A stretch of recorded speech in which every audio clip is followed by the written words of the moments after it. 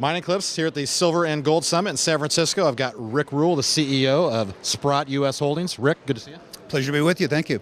As I always get you here, I want to hear how it is, the state of the world in the gold and the resource sector. Why don't you lay it on me? I think the state of the world in the resource sector is perfect. Not too hot, not too cold, just right. There's lots of money out there, but there's only money for good people. The bad guys, the used car salesmen, are starving, as they should. This is an amazing set of circumstances. We've come out of a very, very hard market, as you know.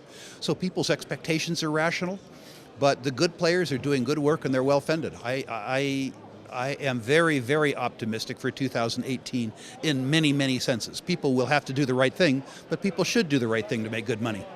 Yeah, and I've heard you talk about gold is doing its job right now. It's preserving wealth. So you're very comfortable with this level of gold. I am. Now, understand, I'm not a gold speculator. I own gold for insurance purposes. The set of circumstances that would make gold $5,000 an ounce would change my life, probably profoundly for the worse. So I'm comfortable with slow and steady. Gold preserves its purchasing power. That's what I ask it to do. My gold stocks are doing well. I speculate in gold stocks. I don't speculate in gold. I own gold for insurance purposes. And in both parts of the portfolio, the speculation and the investment, I'm happy.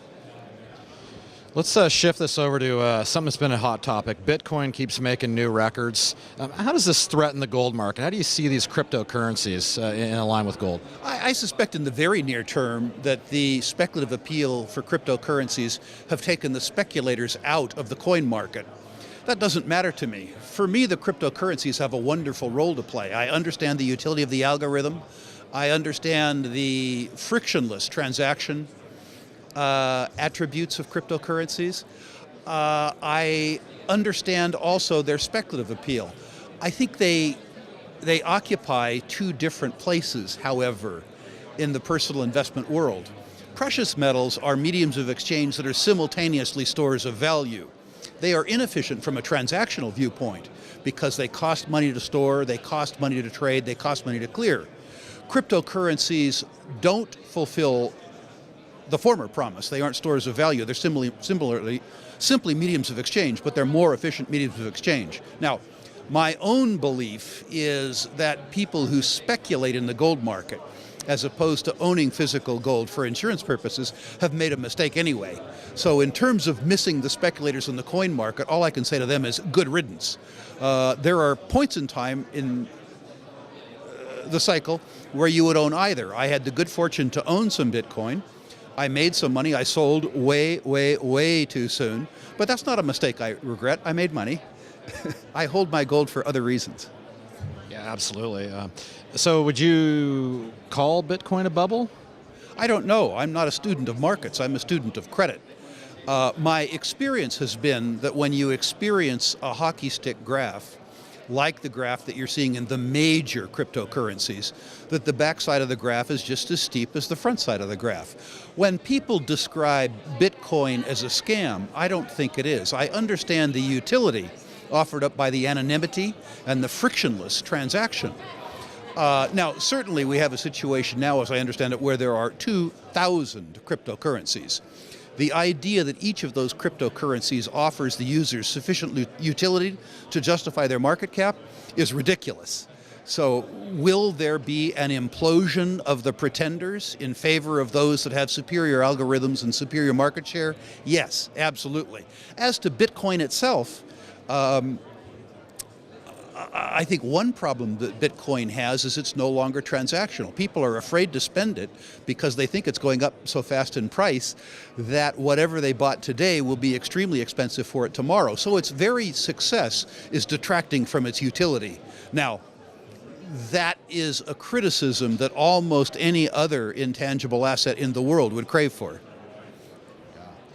Well, I certainly can't figure it out. I understand the mentality, but tying gold, tying some sort of asset to Bitcoin, isn't that where this all ends up? Well, we're doing that. Yeah. Sprott is trying to do that. We have invested a lot of time and a lot of treasure on a token, a gold-backed token, that will trade and clear through the distributed ledger, but will be backed by physical gold, and in fact, just like our existing physical trusts, which trade on the New York Stock Exchange, will be redeemable for physical gold. So we would like all of the advantages.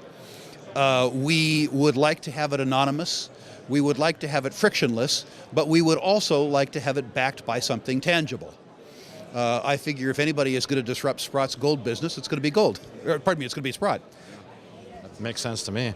Overall outlook here, you got a Dow at record levels. How's this play into gold? You think this potential tax reform or tax cuts, you think that drives this Dow higher and gold settles here and gold's in for a rough one, or is gold just kind of keeps trekking along? You're happy, your equities are going good, just a steady climb up, or is there an event that will catapult gold? It's never steady with gold. My own suspicion is that most factors that are alleged to influence gold don't.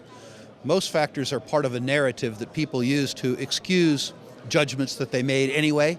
For me, the most important determinant of the gold price is really people's faith in the purchasing power of the US dollar. And faith in the purchasing power of the dollar as expressed by the US 10-year Treasury, which is the world's benchmark security. It's worthy to note that if you understand that those two generally trade over time conversely with each other, it's useful to note that the US 10-year Treasury has been in a 35-year bull market.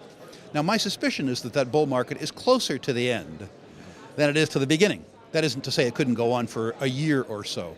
If you believe that the trade is converse, that means that the gold bull market is closer to the beginning than to the end. And I think that's more important to note than any other factor. With regards to tax cuts, my own belief is that tax reform, as it's being slated now, isn't going to happen.